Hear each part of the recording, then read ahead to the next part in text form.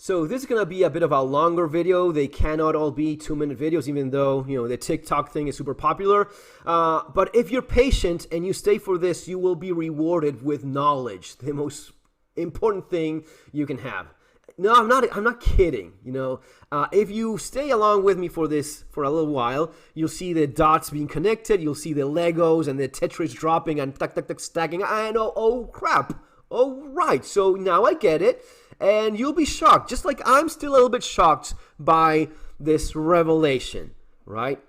I haven't seen it said before. I haven't seen those dots being connected before. You will see it, and it's going to shock you. I've been doing this for a long time. Sometimes I tell people, you know, stay for this video. It's super important. If you're an American, you want to stay for this video. If you are a human being, you want to stay for this video, because this is the social change we're all going through. I've been doing this for a long time. I started writing about survival and preparedness back in the day when I wrote this first book of mine, Surviving the Economic Collapse. Super popular right off the bat, over 1,000 reviews, still very popular till this day. I've gone through the economic collapse of Argentina. By the way, I'll leave links for this below in Amazon if you want to buy it. Another thing that I think is important, my books are not printed in China. I had the opportunity of doing that, but years and years ago. This is not because of Trump. This is not because of Obama. This is, you know, from back in the day, right? I was told you can make a couple more bucks if you print them in China and just ship them. No, I'd rather have these made in this place, right? Where it says there. You see that? Made in USA. This is actually made in USA. It is printed in USA. You're not only benefiting me by buying my books, and yeah, this would be a newer one that I have. And I keep on doing these in English and Spanish and other languages. You're not only helping me out here in the channel, you're also helping out some business owner in the United States that prints books and competes with China. So I think that's also pretty cool. This is one of those videos I encourage you to stay for, because I did a video about tiny houses and how these things are awfully expensive, right? This video, and I have nothing against this woman or her channel. I actually love her channel. You know what? I'll subscribe to it right now. There you go. I'm subscribed now to the channel, and I'll do what I suggest you doing in my channel as well, about hitting the notification bell button thing here, right? So yeah, all right. I want to get alerts because I love this channel. I think it's very interesting. And if it hadn't been for this channel, I wouldn't even be aware of this or connect these dots. These are tiny houses that are apparently $150,000 each to make. The owners of these houses, the owner of this development, has said that a realtor told him they could sell them for almost $300,000. And that was the topic of the previous video. Now, it's actually even worse than that. It's actually even worse than that. Let's watch a little bit of the beginning of the video, right? Here we go. Wow. We're New Hampshire, guys. I saw a survey of employees in the seacoast of New Hampshire that are making $30 an hour. 40% of them are considering leaving the seacoast because $30 an hour isn't enough to own a home in New Hampshire. Yeah. We own 2 assisted living facilities. And so when we heard our staff talking over and over about... So they're business owners. They own 2 assisted living facilities. They have workers, right? They have employees, and they heard their staff talking about, well, we have to leave because this is not... Now, lady, I mean, with all due respect, you admit that it's not living wages. You own a business. How much do you pay your own employees? Oh, this is the going rate. No. How much do you pay your workers, right? You know that people are considering leaving. Oh, but I'm paying fair wages. So, all right, how fair are they really, right? Just a thought, because anyway, bear with me. How far they have to go to find an affordable place to live, you know, how far they have to travel. Maggie and I had talked about what town, what municipality in the area would let us build tiny homes. So we went in and saw the planner in Dover. What place would let us build tiny homes? Because not everyone lets you build tiny homes. There used to be, this has been changed. Now the law changes so as to accommodate for these developments. There was a standard by which it was deemed inhumane to put a human being in a tiny box below certain footage, you know, certain square footage. It was not a house. You could not build that. You could not have a human being live in it. At the time, and told him our story, and 45 minutes later he's like, you got a place you want to do it? When do you want to break ground? So now they can make it. John's loved the idea of tiny homes for a long time. It's like, you know, if you look at the designs and the efficiencies that they capture, it's really, really interesting. It's really interesting. And John, this is the husband, this is the developer, this is the guy that builds the houses. She's an architect. That's a cute couple right there, right? She's an architect, he's a developer. Good for business, of course.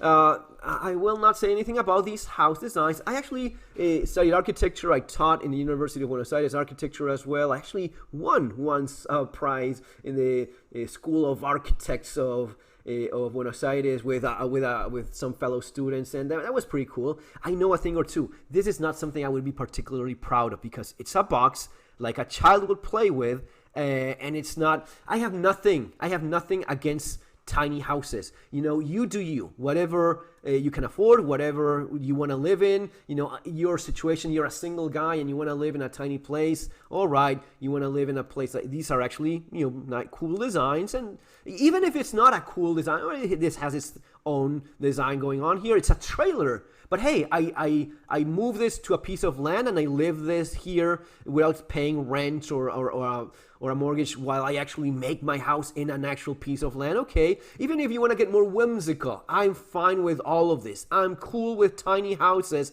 The tiny house is not a problem. Even a trailer park, which, you know, can be more challenging. It doesn't have to be. It can be something where, you know, I don't have the money for anything else, man. It is a trailer park. It is what it is. It used to be the very affordable living. Now we're not talking about that here. Here we're talking about something that is not really all that affordable. But wait.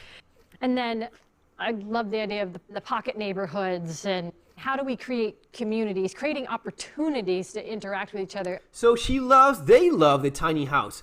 Now my question is, do you actually live in a tiny house yourself? Because the things I love are usually the things I try to do or try to, you know, engage with those things. If I loved castles, I would love to live in a castle. If I love tiny houses, would you live in a... No.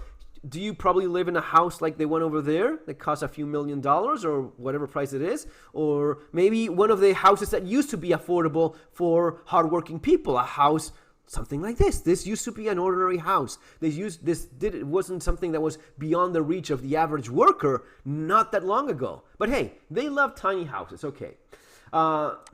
Where you can still see your neighbors and, you know...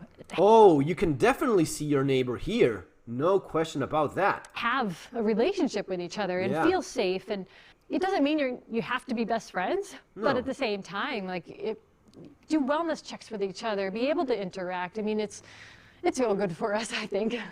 It's been good for you. Yes, we'll get to that in a second. I bet it's been very good for you. Again, I have nothing against Kirsten Dirksen. I really enjoy her channel. She has some wonderful... In Europe, she shows different houses as well. And they're kind of quirky, and some are freaking mansions and whatnot. So the channel is awesome. I like that she showed this as well.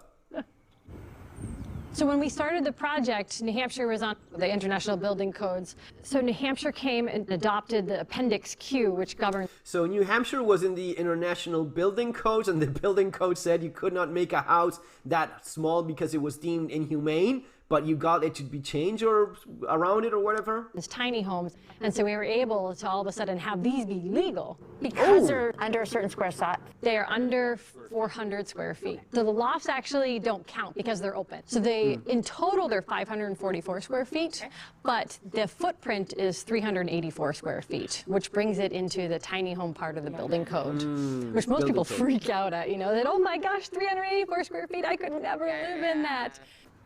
Could you? This woman could you live in that? Do you live in that? Not you. No, not you. You're... You know, but it's amazing when you walk in, the idea, especially with using height, it doesn't feel small. Oh. It's cubic. Yeah. We're not talking about feelings. We're not talking about the law. We're not talking about math and square feet. We're talking about, well, it just feels big, even though it's not. But Well, hello. it's kind of Can we visit your home? Oh, thank you. Hi. I'm Aisha. Nice to meet you. You too. This is like huge ceilings. Oh yeah. huge ceilings. You know, when you are that good at finding something positive of a box, I mean, lady, more power to you. That's what I love most. I think about this ours and the people like being in a little village. That's what it's like. It's a little village. It's a little village. You Stay with this idea. Burn this into your eye, right? Look at that. were working at Harmony House or nearby, or So my son and I, we were living with some family friends, and a friend of mine had actually told me about Harmony Homes and how they also provide housing. If you work for them, you get a discount. And, you know, it's 8 minutes up the road from here and then 8 minutes to daycare. So you can't beat it. You can't. what's the rent? I know it's $1,050, yes. I get a substantial discount. Did she say rent? How much is the rent? She has a discount because she works for them. She works for that couple, Harmony Homes, right? Let me know if I'm getting anything wrong here. She's paying $1,000. Apparently, that's with a discount to live in this box, right? And the generous people that made these for their own employees, because with $30 an hour, you could not even live here, which probably affected their business, right? If they could not have employees to work for them for such a low wage, they probably would have to leave and move somewhere else where living conditions were more dignified and salaries were better or housing was affordable. But they found a solution. They build these tiny houses. I'm not calling them sheds. There's another word that we'll see soon. That is, it's incredible. But that's the solution they found and they're generous people. They're loving, caring people because they make sure their employees have a place to live. Now, I'm pretty sure I've seen this same house before somewhere else. Where have I seen this house before? Where have I seen this house before? Okay. Now, these are actually better. These are brick. So it's better construction. It's not this cardboard house. These are actually brick. Okay, nice. I mean, these are even hell.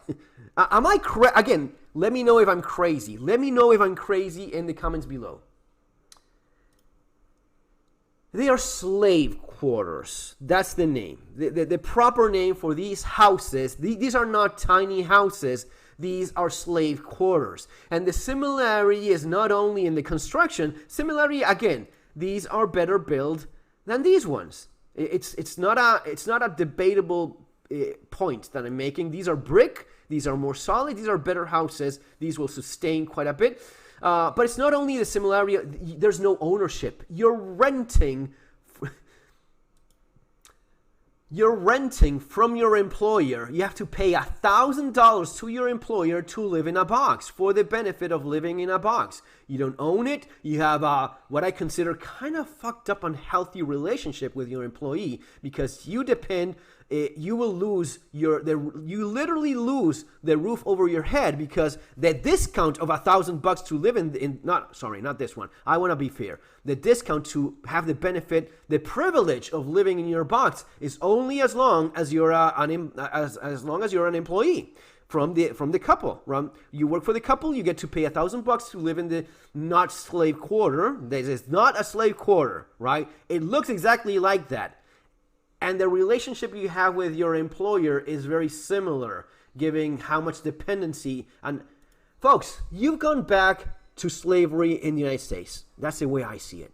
Maybe you have a different opinion. I'd love to hear it in the comments below. Take care. Have a great day. And realize that this is where we ended up. This is how things are right now. You see it now? Pretty sure you do.